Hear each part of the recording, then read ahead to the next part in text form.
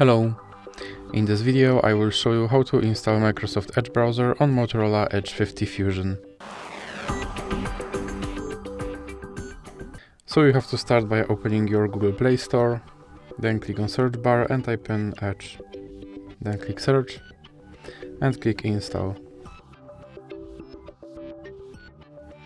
Now you can click open. And here you can click skip introduction.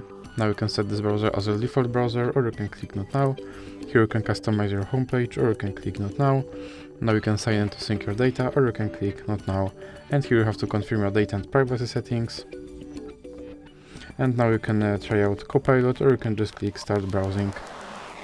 And your Microsoft Edge browser is now installed and is ready to use. So that's it for this video.